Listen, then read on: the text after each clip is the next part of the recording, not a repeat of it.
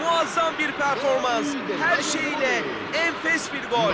Ortayı görmek, pozisyon almak, voleyi zamanlamak. Bunlar kolay iş değil.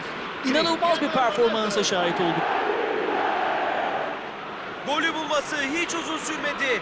Az önce yedek kulübesindeydi. Şimdi gol sevinci yaşıyor. Teknik direktör oyun zekasını bir kez daha kanıtladı.